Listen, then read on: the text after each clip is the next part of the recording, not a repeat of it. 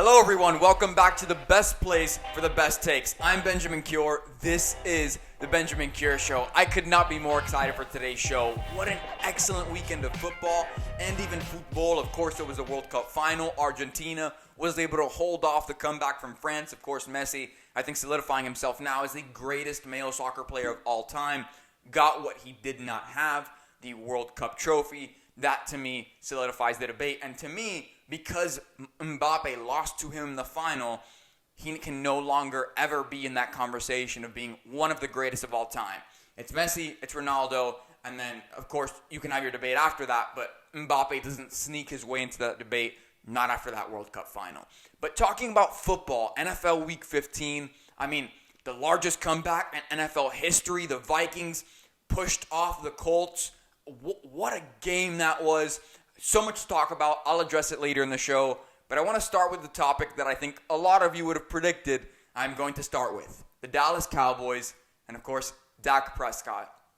At this point, I really don't know why we are defending Dak Prescott. I could name 10 quarterbacks who are easily better than Dak. Patrick Mahomes, Joe Burrow, Josh Allen, Justin Herbert, Jalen Hurts, Lamar Jackson, Tom Brady, Matthew Stafford, Kirk Cousins, Trevor Lawrence, Derek Carr, Kyler Murray, Jared Goff. I'd put into that category right now. I'd even put Deshaun Watson ahead of him. What is that? That's like 12, 13, 14 quarterbacks who are better than Dak. So Dak defenders, congratulations. Dak is top 15, I guess you could say. He's the top half of the league. Yeah, that's what he is. He's above mediocre. He is not top 10. He is certainly not top 5. And of course, he's not top 3. Those who say that are ridiculous. You're not looking at the facts here. Dak, I've criticized about him. Or not criticized, but it's something I have brought up over the years and over time. Of course, on this show, relatively new, so not over the years. But the Dak extension, everybody wanted Dak to get paid. He showcased his skill. He deserved it. He was a quarterback for the largest sports franchise in the world, the most valuable franchise in the world, the star. And he did deserve his money because of how he played early on, especially because he was a third-round pick. He wasn't a first-round pick that had all this money, at least a relatively big contract. Third-round pick, that money starts to dwindle as the rounds and the picks go on. He deserved to get what he got paid because of those, excellent games and really seasons that he showcased just his rookie year. Took the reins under Romo, had a passer rating of over 100, did an excellent job. I can defend Dak there. And I do want to say this. I have no problem with Dak as a person. I think he's an excellent leader. He always says the right things at the podium. He's a perfect role model for a team as big as the Dallas Cowboys, the star. It's encouraging to kids and young fans and even older fans who just want someone to represent them in a good and wholesome way. I think Dak is that. My problem with Dak is as a quarterback. I don't believe he's top 10. I can name 14, maybe even 15 quarterbacks who are better than him right now, as I just did.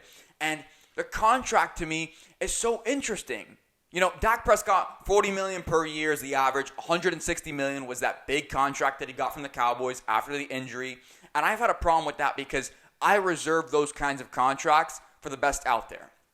And I want to start by saying this. Those big contracts that you give to guys like Patrick Mahomes, Josh Allen, eventually a guy like Joe Burrow, eventually someone like Justin Herbert, you're not paying that money so that they win MVPs or so that they throw 4,700 yards for that season or that they have 5,000-yard passing seasons. That's not why you're paying them. You pay those quarterbacks that money because you know that they are one of the few, if not the only people on earth capable of winning those postseason shootouts because that's where the league is headed. This is not a bump and run anymore. It's not defense wins championships. The league has changed. Things are different. This is not your dad's NFL, as I've said time and time again. Late in the season, you're going to get to these points where it is neck and neck in the postseason when it matters most, and it matters. Can your guy take your team downfield? Can he make it happen by himself? Mahomes, absolutely. Josh Allen, absolutely. Joe Burrow, absolutely. Justin Herbert, absolutely. Even Trevor Lawrence showing, not in the postseason, but in the 2-minute drill, he's proven to be very, very effective. So that's why you pay that big money to those guys. Now, the thing with quarterback shootouts is you're throwing the ball a lot, right? You'd assume in those big games, we've seen Mahomes have to do this, and especially Josh Allen, you're throwing the ball over 40 times a game. The problem with that is Dak Prescott is paid the same as those guys. Yet when Dak is forced to throw the ball more than 40 times, he has a record of 6-14. Mahomes has to throw the ball over 40 times. His record is 22-5, a winning record versus a losing record. And they get paid big contracts, both of those guys, but there is a massive disparity in the ability to come up clutch. Josh Allen, his record is 12-10, also has a winning record. Not the massive margin of disparity that Patrick Mahomes has, but also shows you that upper echelon of guys who are getting paid big money right now at the quarterback position, they're worth it because they can win the quarterback shootouts. Dak Prescott has a losing record, has lost more than double the amount of games that he's won in those situations, and we're going to sit here and talk about him like he's a top 10 quarterback? That's ridiculous. Yesterday's situation could not have been more complimentary towards Dak. Ezekiel Elliott looked like old Zeke, scored a rushing touchdown. The Cowboys as a whole, between Pollard and Zeke, had over 100 rushing yards. Tony Pollard by himself had a total of over 100 all-purpose yards because he gets it done in the receiving game too. CeeDee Lamb right now, at this mark in the season 2022, is top 20 in yards after catch or yards after contact. Over 300 yards. I believe it's 349 right now. He also had an amazing game yesterday. Very agile. The acrobatics that you love to see from CD on prime time. Getting open, then making guys miss. Also has Dalton Schultz. Has a better than we thought offensive line this year. Still has an excellent defense that got 3 takeaways against the Jags. And yet it's not enough for Dak Prescott to win a regular season game. How am I supposed to expect that Dak can win when it matters most with all that help when he still loses after getting all that assistance? I said at the beginning of this season, you can go back and watch the tape. I have it posted on my TikTok as well and on Twitter. If Dak Prescott succeeds this season, it's going to be because of him. The team, because of the cap restraints and the moves they made in the offseason, the guys they had to get rid of and ship off or they just lost to other teams, and the bidding wars like Cedric Wilson, for example, or the trades like Amari Cooper, that was going to show. It was going to be up to Dak. Hey, how far can you take this team? How far will the Cowboys go? It's going to matter. It's going to land on his shoulders. And in some of the biggest games, sure, he's had a couple 30-plus point blowouts, 40-plus point blowouts. I think Mike McCarthy is running up the scores because he knows that come postseason time, if he doesn't win, there's going to be people after his job, and he wants to try and justify, but look at the schedule. I was able to blow these people out. That's the way that I think this is going. But Dak in those situations has proven, you can get all the help in the world, and you still can't win. For Dak to have over 100 rushing yards on his team, Tony Pollard over 100 all-purpose yards, a touchdown from Zeke, who looked like old Zeke. What is the deal here? Truthfully, teams know the recipe to beating Dak. That's why he does not have a playoff win yet. Although he hasn't had many opportunities, there's a very easy recipe here in big games, not even playoff games. Force the Cowboys to force Dak to throw the ball. Don't worry about the run game. You can bottle the run easily. Because even when Dak doesn't throw as much, for example, yesterday, a lot of you may have picked up on this, Dak didn't throw the ball 40 times. He threw it 30 times. And they still lost. Why is that? Why is it that Dak continues to lose no matter what the circumstance is? I think it's because he's not clutch. Because I don't believe he's one of the top 10 or even top 12 quarterbacks in this league, unlike most other people.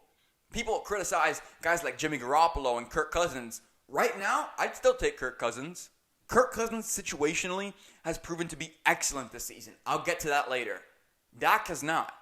Now, even when Dak was injured at the beginning of the season, I criticized and I said, Jalen Hurts is already the best quarterback in the division. Dak Prescott is no longer the best quarterback in the division.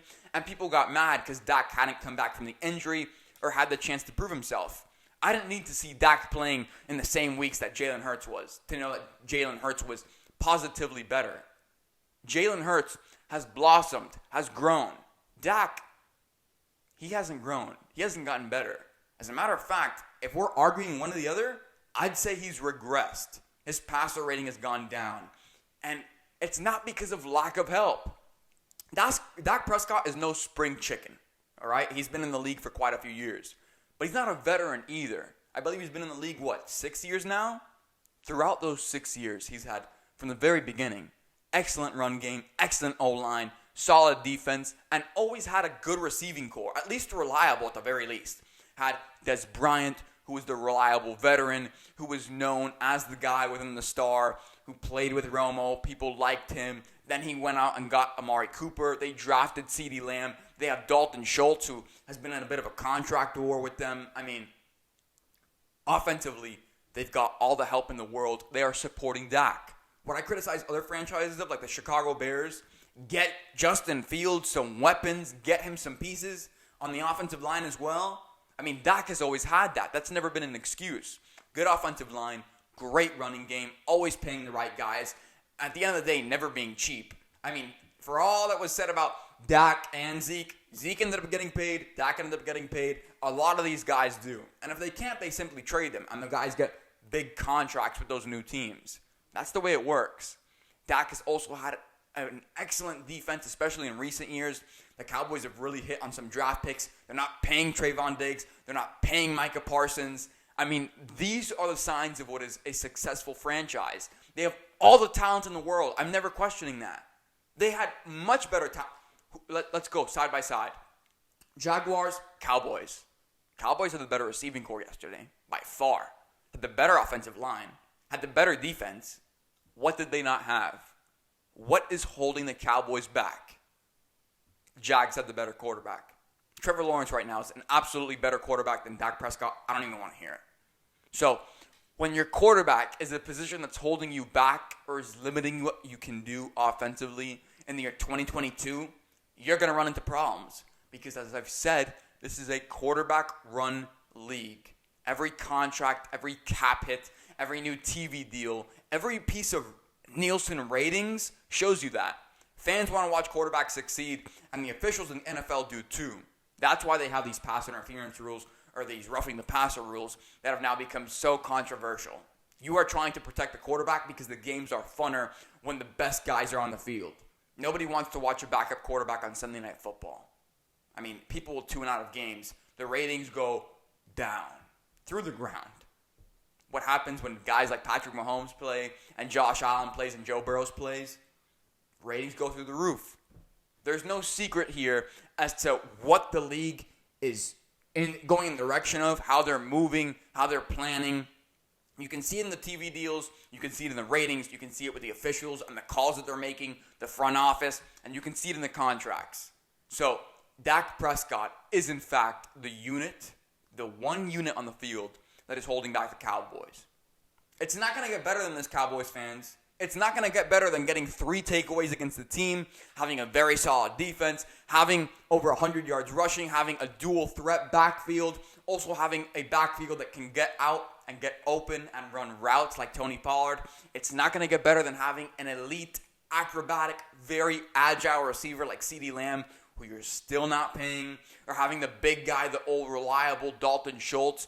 It doesn't get better than that. I think Dak Prescott's contract is up in 2024, the potential out year, and then he can opt out as soon as this offseason, a year early. I, from the Dallas Cowboys, would not re-sign Dak. I understand you have a very talented team. You don't want to go through a total rebuild. You don't want to lose the locker room.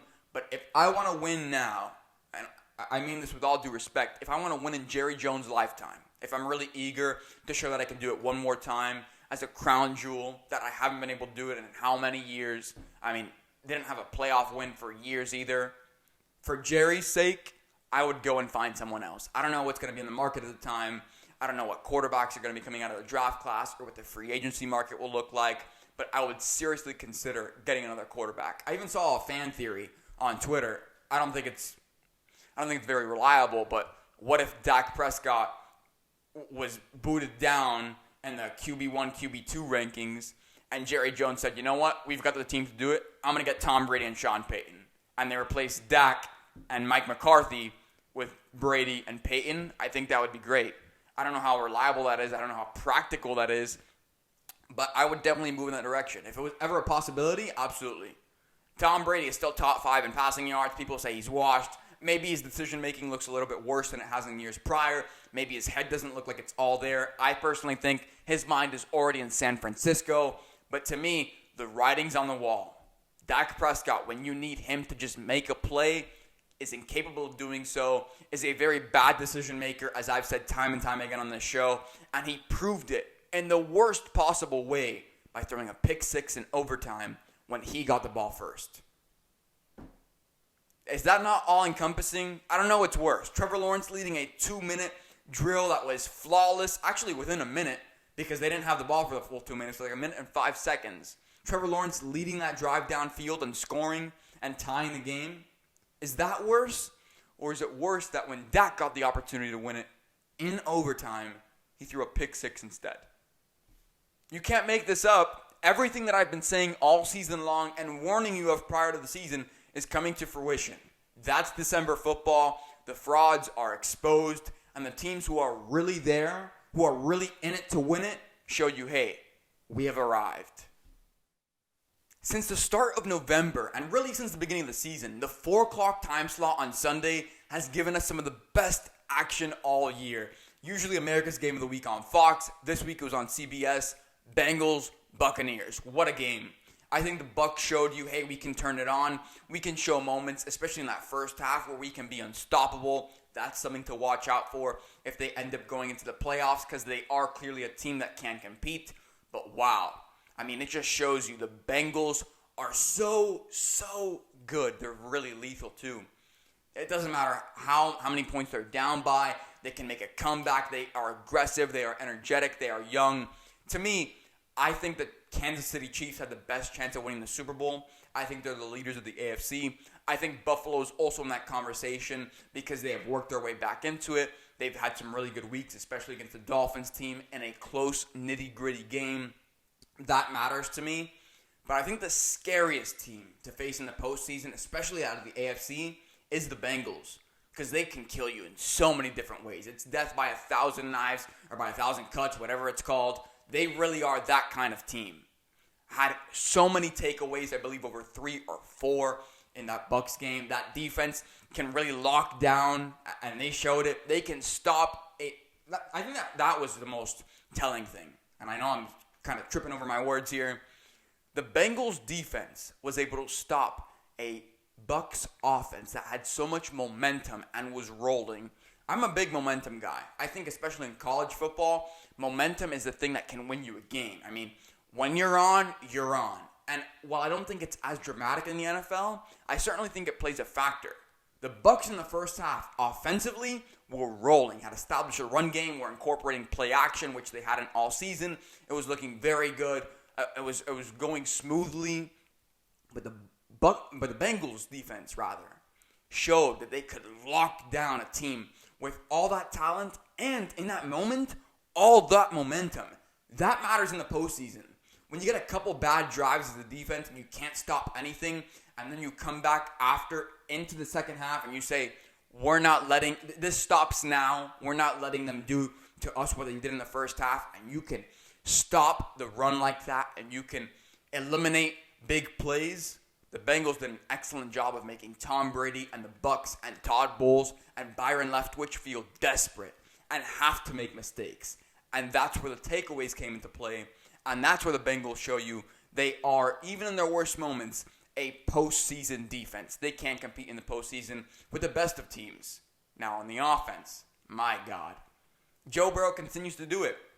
Once again, Jamar Chase had a touchdown, but watching the game, if you watch the game, a lot of people like to look at the box score and just act like they know what they're talking about. When you watch the flow of the game, it never felt like Joe Burrow was purposely singling out or targeting Jamar Chase. Never looked like it. Gave a lot of balls to T. Higgins, got Tyler Boyd involved, was able to get both P. Ryan and Joe Mixon involved in the running game. That team has so many weapons and the ability to spread the field so dramatically. 2 wide receiver number ones in T. Higgins and Jamar Chase. 2 running backs that are very solid. An offensive line that has really grown into their own is proving why they did get those big contracts in the offseason. And Joe Burrow is just, if his superpower is anything, it's his arm and it's his decision making. I mean, he is just so good at putting the ball in the right spots. Is never forcing it downfield, never looks like he's desperate, takes the underneath stuff, which I think is so important as a quarterback. I talk about it so much on this show. I feel like certain guys don't take the underneath stuff, and it's what kills their QBR, and it kills their momentum, and sometimes it loses them the game. I've talked about Josh Allen, how Brian Dable mentored him and told him to take the underneath stuff, and he tamed him, and I think that slipped away over the course of the season. Of course, Josh Allen looking better, but focusing on Joe Burrow. I mean, you could not find a better leader at the quarterback position, a more nonchalant, more Joe cool guy than Joe Burrow. He's exactly what you want leading your franchise in Cincinnati, and that contract extension, if it's not team-friendly, would be so incredibly valuable. And I think ultimately it may upset the quarterback market and certain agents, but I think Joe is going to take a team-friendly deal because he knows they can build something really special with the additional resources and funds that a quarterback-friendly deal would allow them to do so. I mean, you've got to keep Jamar. Maybe you get to keep a guy like T. Higgins. I don't think they'll be able to just because T. Higgins will find his money elsewhere. And I don't think you can sign Joe Burrow on offensive line, key defensive weapons, Jamar Chase, and T. Higgins. To me, it seems like too much. You know, there is a cap. There is a cap hit. I don't think they can keep all those people, but I think Joe Burrow is playing himself into a massive extension nonetheless. It is certainly not going to be a backup quarterback salary, but he's really special to watch. And I think that team in the postseason, because they're so diverse in the decision-making, because Joe Burrow is never just going to one guy to win it. He's never purposely looking out for Jamar Chase. I found myself a couple times during that game saying, hey, you know Jamar Chase is on the field, because Joe Burrow really doesn't make it a point to just keep his eyes locked in. He makes the quarterback reads, he looks off if he has to, and he just puts the ball in the right place. And I think to me, that is why the Bengals are by far the scariest team going into the NFL postseason. They just do everything right, and they get the takeaways, and they can lock down as a defense. As an offense, they are capable of making any comeback necessary. And that's what matters in the postseason. Making comebacks, making fourth quarter game-winning drives. Joe Burrow and the Bengals can do it all. There's no secrets on this show. I'm definitely going to enjoy giving you guys this take because if you've watched this since the beginning of the year, this show in the offseason, you know that my hottest take of the year is probably my Vikings take. Everything that I said in that take has come to fruition times a million, and I'll tell you why now. So the Vikings made the largest NFL comeback in history, in the NFL's history over the weekend against the Colts, against a team that was, bottom of the barrel probably in terms of actual talent and ability to win games. But make no bones about it, they're a tough team. And I think tough teams will always give finesse teams problems, no matter how big the disparity in talent is. And I've said that for a while. This game was no different. The Vikings almost suffered the biggest upset of the year probably. It was a really bad one. It could have gotten really ugly, but they stuck with it. And I want to mention something that I mentioned in my take before the year. Before the year started, I said Kevin O'Connell as head coach of the Vikings was the best thing that was going to happen to them. An absolutely loaded roster in terms of talent, so much ability. They added even more with TJ Hawkinson. I mean, everybody there is like a one. Dalvin Cook is a running back one. If you have him in fantasy, you love him. TJ Hawkinson, same thing. Justin Jefferson, same thing. The undisputed wide receiver one, and I think maybe the highest scoring fantasy football player this year. But enough about fantasy football. This roster is just loaded with so much talent, has so much ability across the board. Add in an offensive-minded head coach who is, very publicly stated how supportive he is of his players. Everybody knows it. Everybody knows how much he supports Kirk Cousins. We knew that relationship was going to be great. We heard about it in the offseason during training camp, how Kirk felt about Kevin O'Connell. And they're showing you, in these moments where it matters most, this team has so much trust in each other. Last year, my big hoopla, what I predicted, last year in 2021, the Vikings were 6-8 in one-possession games. That means 8 points or less, one possession. Who's going to win it? They came down to the wire. They were 6-8. And this year, with an offensive-minded head coach, with Kirk Cousins being in the system another year, with the rest of the division kind of getting worse, like the Green Bay Packers, and, everything that's been going on there, and the NFC being so much disparity in terms of talent, and if you're at the top, you're at the top, and if you're at the bottom, you really are at the bottom. And I predicted that this year, those one-possession games, which they went 6-8 in last year, they would win most of them, if not all of them. Sure enough, in 2022, in one-possession games this year, the Vikings are 10-0. Exactly as I predicted it. They are proving that it is not just luck winning these games, it is a skill. It is a skill to stay in a game, to stay mentally sound, to have the mental fortitude to say this game is not over, we are still in it, and to push through. The Vikings have done that all year long. They have the talent to win big games and to win big and to make comebacks. And it's once again, I'm not always right, but I'm never wrong. And this is another one of those predictions that I told you before the season. This was going to happen the way it was going to happen. The Vikings were going to be good. And these close games, they were going to be so much better because they were battle-tested last year and because they simply had better, more experienced personnel this time around. And an offensive-minded head coach makes all the difference. They weren't going to lose these one-score games, these one-possession games anymore. And sure, they may have 1, 2, 3, maybe even 4 by the time the season wraps up, including the postseason. But they have proven that there's an absolute turnaround in Minnesota. And for as much as people criticize Kirk Cousins, 400-plus passing yards, I believe 420, multiple touchdowns, an expert decision-maker. That's what Kirk Cousins is. Or maybe not an expert, but a good decision-maker. Dak Prescott's not that. You can't say the same for Dak. I don't need to bang on this tree anymore. You guys know how I feel about it. I was right before the season even started. The Vikings, in one-possession games, 10-0 this year, compared to being 6-8 last year. A massive difference. Congratulations to Kevin O'Connell on really turning this team around and getting the guys to rally around them in just his first year. It's really incredible to watch. And although I don't love their secondary, I criticize the Vikings for that a lot. I think they let the big plays get even bigger and bigger, and it just snowballs towards the end of the game. But I think a very good offense, a good defensive front, and, some playmakers on the secondary that just haven't come to fruition yet. I don't think they're going to, but nonetheless, a very solid team. You can't be perfect all the way around, and their weakness is their secondary. And even in a game where Matt Ryan was able to exploit it, and the Colts were able to exploit that, and Jeff Saturday was able to take advantage of that, the Vikings still found a way to push through, make a comeback, and show the world, hey, we are one of the best teams in the world. Just like I said they would. Just like I predicted it. I want to talk about the team on the other side of the field of that Dallas Cowboys game, the Jacksonville Jaguars. They've proven to be pretty good this season, better than some people thought. A solid running game being established with Travis Etienne. He's had a couple monster games this season and a really big coming out party. That's why they traded away James Robinson to get some trade value there. They know what they have in their backfield. A good receiving core, Christian Kirk. Jones did amazing yesterday, Zay Jones. Some good pieces there. Evan Ingram at tight end. That's been a good, all-reliable target for Trevor Lawrence. And, of course, the quarterback position, Trevor Lawrence, has been playing great and has really made that jump that I think is so important. I said this before the season. I didn't think Doug Peterson was a great head coach by any means, but he is a little bit of a quarterback whisperer. He can take your guy to that next level. So Trevor Lawrence in year 2, I thought would have a good relationship with Doug Peterson and would really get to that next echelon, that next level of play. Sure enough, it is statistically proven. Trevor Lawrence's passer rating in 2021 was 71.9. That was his rookie year.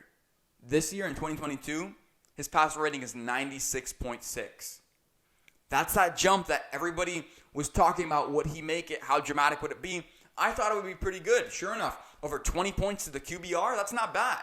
That shows you Doug Peterson is going to get a little bit more out of his quarterback position than Urban Meyer and that very dramatic team was able to last year. And I think Trevor Lawrence, another year in Jacksonville, it not being his rookie year anymore, some pressure is gone, and there's some more experience, and he's a little bit more mentally sound and more confident in himself now that he's not just running scared. He's got a good receiving core, good running game. I think for Trevor Lawrence to make a big year 3 jump like I expect him to, I think he needs another weapon. Look at the year 3 jumps of quarterbacks. It's the best year for a lot of the emerging young guys. Josh Allen in year 3 got Stephon Diggs. That's what made Josh Allen the Josh Allen we know today. It was the perfect jump, the perfect time to introduce a new weapon and make your quarterback feel supported. What happened with Jalen Hurts? He's an MVP candidate this year. Why? What has changed? Same coach, Nick Sirianni, more or less same defensive ability and more offensive capability, it's bringing A.J. Brown, a wide receiver one, getting him that true wide receiver one weapon. So if you want Trevor Lawrence to make a big year 3 jump, give him a new weapon.